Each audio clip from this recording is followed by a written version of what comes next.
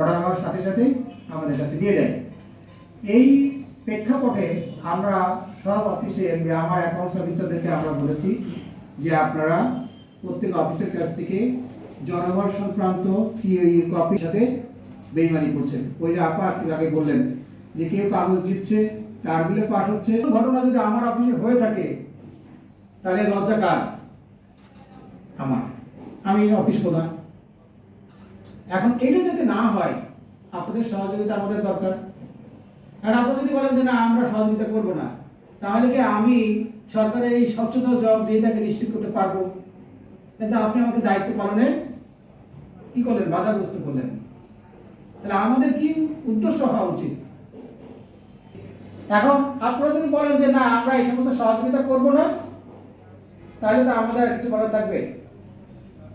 আমি প্রথমে বলেছি যে আমাদের অবস্থান সম্পর্কে আগে আপনাদেরকে জানতে হবে, তাহলে আপনারা আমাদেরকে চিনতে পারবেন। আমার অডিটর সম্পর্কে, আমার অ্যাকাউন্টস অফিসার বা আমার অফিসার বা আমার ডিপার্টমেন্ট সম্পর্কে আপনার নেগেটিভ ধারণা থাকতে পারে না? এখন সেটা যদি আমি আইন দ্বারা প্রুভ করতে পারি যে না এই নেগেটিভ ধারণাটা সঠিক নয়, এইটা হলো পজিটিভ ধারণা, তাহলে তো আপনার কোনো কনফিউশন থাকার কথা না, তাই না? আচ্ছা, ওকে। তাই আমরা এখন মোটামুটি ক্লিয়ার হয়ে গেলাম যে অডিটর জেনারেল হচ্ছে ওয়েস্টমিনিস্টার সিস্টেমের একটা সিস্টেম, যে সিস্টেমে একটা কনস্টিটিউশনাল কিছু বডি থাকে, যে বডিগুলোর দায়িত্ব হচ্ছে এক্সিকিউটিভ, জুডিশিয়ারি এবং পার্লামেন্টের ফিনান্সিয়াল ম্যাটারগুলোর স্বচ্ছতা এবং জবাবদিহিতা নিশ্চিত করা এবং সেই মোতাবেক অডিট রিপোর্ট তৈরি করা।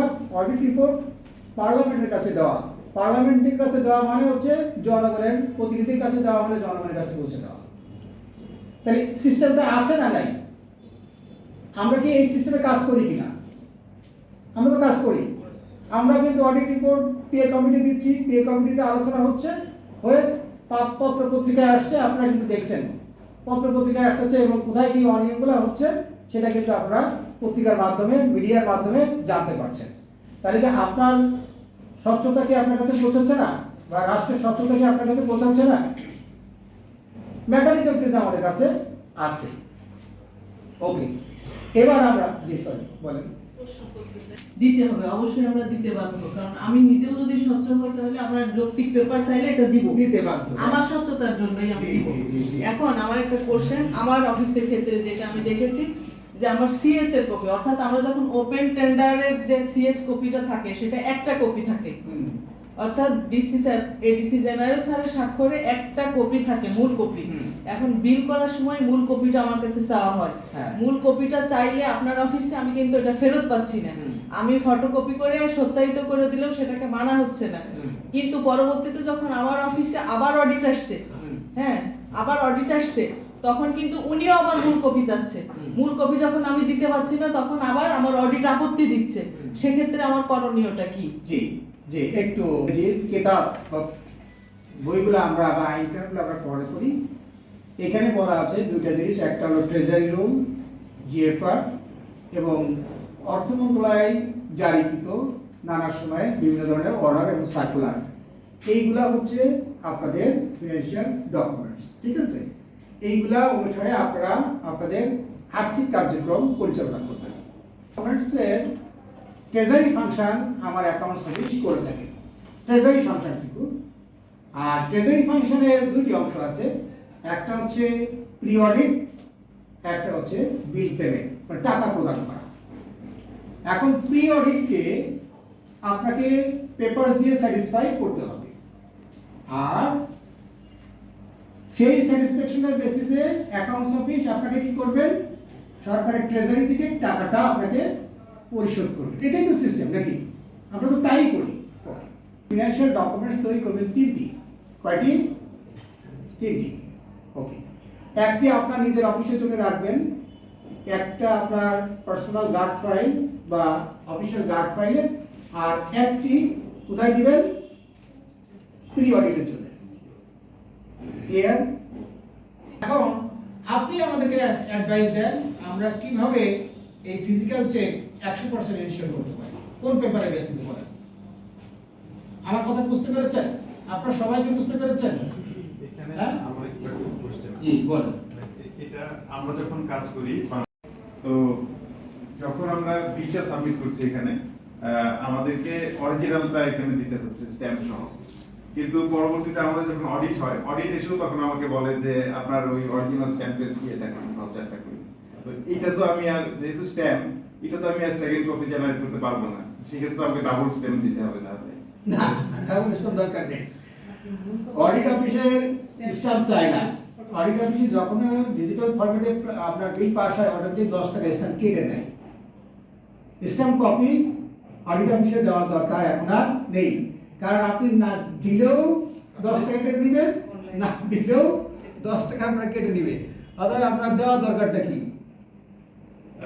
এটা আমরা রিসেন্টলি ফেস করছি আর কি, গত যে বিলগুলোতে অডিট আপনি 10 টাকা কেটে নিবে, ওই বিলগুলোতে আদারওয়াইজ স্ট্যাম্প ডিউটি লাগানোর কোনো সুযোগ সরকারের নেই। ঠিক আছে, আপনি কেন 10 টাকার স্ট্যাম্প ডিউটি লাগায়া সরকারকে 10 টাকা নষ্ট করলেন কেন? বা আপনার বাজেট থেকে 10 টাকা কমায় দিলেন, অন্য কাজ থেকে আপনি কমায় এখানে ব্যবহার করলেন না, এটা দরকার না। সেক্ষেত্রে তাহলে আমাদের এখানে দরকার নেই। যেগুলো আমাদের 10 টাকা, আমরা এখন প্রত্যেকটা ডিজিটাল পেমেন্ট যেগুলো হচ্ছে সেখানে আমরা 10 টাকা মাইনাস করে নিয়েই বিল পাস করছি। তাদের এক্সট্রা রেভিনিউ স্ট্যাম্প লাগানোর কোনো দরকার আছে বলে আমি মনে করি না। ঠিক আছে, কারণ আমার রেভিনিউয়ের মূল উদ্দেশ্য কি? সরকারের রাজস্ব কালেকশন। রাজস্ব কালেকশন একটা রেভিনিউ স্ট্যাম্প প্রিন্ট করতে আর 25 পয়সা খরচ হয়। 10 টাকা থেকে যদি 25 পয়সা খরচ হয়ে যায়, তার থেকে কি 10 টাকায় 10 টাকা ক্যালকুলেটে নেওয়া ভালো না? বলেন, তাহলে আমরা স্ট্যাম্প কপিটা অফিসে রাখবো। স্ট্যাম্প করতে দেওয়ারই দরকার নেই। ওনাকে বলবেন যে যেহেতু এটা আইবাস সিস্টেমে বিল পাস হচ্ছে, বিল পাসিং এর সময় ওই যে দেখাই দিবেন যে দেখেন আমার 10 টাকা কম দিয়েছে, আমার চেকে 10 টাকা কম দিয়েছে না, সব দেখাই দিবেন যে আমার চেক অ্যামাউন্ট কিন্তু 10 টাকা কম, তার মানে আমি রেভিনিউ কোথায় দিয়ে আসছি? অটো ট্রেজারিতে জমা হয়েছে, আর আমি এক্সট্রা রেভিনিউ লাগানোর কোনো দরকার স্ট্যাম্প লাগাতেই হয় না আমাদের। কিছু লাগবে না তো। দেখেন কত সহজ পদ্ধতি আপনাদের জন্য। আমরা তো আপনাদের সেবা আরো সহজ করতে চাই। আপনারা সাজেশন দিলে, আপনি আমাকে প্রশ্ন করেন, আমি জবাব দিতে পারি কিনা, বা আমার যদি কোনো ভুল ত্রুটি থাকে যেখানে আমি সংশোধন হতে পারি কিনা, আমি তো এটাই চাচ্ছি, এটাই করতে চাই।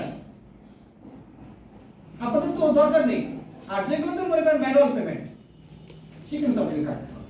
তাহলে কি আপনার এটা দেওয়ার প্রয়োজন নেই? দরকার নেই। যদি আপনি আমার অফিস যদি কেটে রেখে দেয় টোটাল টাকা থেকে, যদি বলিশন বুঝতে পারছেন, কারণ ওখানে একটা সমস্যা আছে আপনার সম্মানের ক্ষেত্রে, কারণ আপনি তো আপনার কাছে কনসলিডেট ফিগার দাবি করেন, 10 জনের 20 জনের এটা একসাথে দাবি করেন, ইন্ডিভিজুয়াল আলাদা আলাদা পেমেন্ট দিয়েছেন। 3 জনের 3000, 3 জনের 3000। 3000, তাহলে ওই যে 3 জনকে দিয়েছেন ওখানে 10 টাকা আপনাকে পার্সোনালি কেটে রাখতে হবে। এটা দেখে আপনার বিলের সাথে ওটা অ্যাডজাস্ট করে দিতে হবে, তাহলে আর রেভিনিউ স্ট্যাম্প দরকার নেই। আর যদি আপনি না করেন তাহলে আপনাকে ওখানে স্ট্যাম্প লাগায় দিতে হবে। স্ট্যাম্প লাগায় আপনি এই স্ট্যাম্পিংয়ের বিষয়গুলো যে এরকম এক্সেপশনাল যে একটা কেস যদি থাকে, আপনার সেক্ষেত্রে অডিটের আইন কি দেখেন। অডিটের আইন হলো অরিজিনাল পেপার অ্যাকাউন্টস অফিসে আপনি দিবেন। ফার্দার পোস্ট অডিটের জন্য যদি আপনার এই পেপার দরকার হয়, তাহলে আপনি অ্যাকাউন্টস অফিসকে ফটোকপি দিয়ে অরিজিনাল পেপারগুলো এখান থেকে নিয়ে যেতে পারবেন। ক্লিয়ার? মনে করেন একটা অরিজিনাল চুক্তি আপনি দিয়ে দিয়েছেন, এখন ফার্দার অডিটের জন্য আপনার এটা দরকার হবে। আফটার বিল পাসিং আপনি কি করবেন? ওটার একটা সার্টিফাইড ফটোকপি এখানে অ্যাকাউন্টস অফিসকে দিয়ে যাবেন, দিয়ে ওটা রিপ্লেসমেন্ট হিসাবে আপনি ওটা তার কাছ থেকে নিয়ে যাবেন। এটা প্রয়োজনীয়তা আপনার।